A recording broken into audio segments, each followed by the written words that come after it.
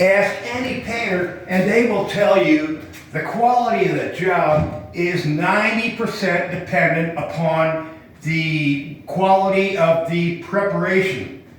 Oh yeah, and ask any person that makes videos, the quality of the video is 90%, well, I don't know if it's 90%, but a good chunk of the quality of a video is the lighting.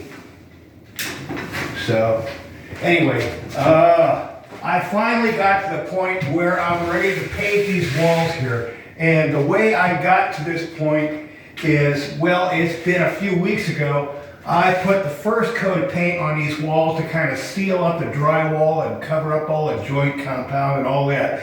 Then, what I did is I took the time to put all the wood trim back on and get a finish on all that wood trim. And, well, you can see that, well, having put a finish on that wood trim, a lot of the finish on that has kind of spilled over onto the walls, onto this first coat. So, a sacrificial coat. It was a good sealer coat, but now it's time to put a finish on it. And the way I'm doing that, before I go ahead and put any more paint on these walls, I got my sanding thing here, and I'm just going to go over all these walls again, sand them. Light sanding doesn't take a lot of effort, doesn't have to be absolute, because I got these walls pretty good before I put the first coat on. But there were a lot of little spots where there needed some touch-up. So now I'm sanding all those little touch-ups I did. And even where there are no touch-ups, I'm going to go ahead and sand that too. Also where the stain from the wood trim kind of spilled over onto the wall.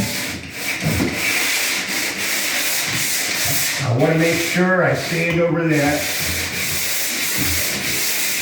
And like I say, I don't need to go to a lot of effort here, but just taking this step really makes for a much smoother, nicer finish in the end. So I'm going to go ahead and do that. And besides the sanding pole, also when I get into the little corners, well, these little sanding blocks that you can buy, they do come in handy. So, can go up there and there, and also around here. And I will mention that, geez, I have gone ahead and mask taped everything that I think I might get the slightest little bit of sploosh of paint on, up on. There's a difference between those two words. So we're doing that. And finally, before I go ahead and paint, having done all this sanding stuff, I'm going to take my horsehair brush and just kind of go over the walls and try to knock the dust off. If it's an extreme case, I guess I could vacuum. But, well, I'm just doing such light sanding. I think just going over it with a brush will take care of that. And finally, when I do start painting, well, of course, the first thing I'm going to do is make sure I got a drop cloth on the floor, because I know, gosh darn well, I'm going to get some kind of paint dribble on the floor. So we're using this drop cloth.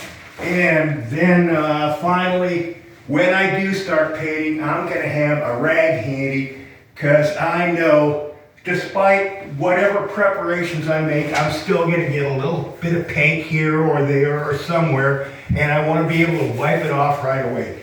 So there is my paint preparation video.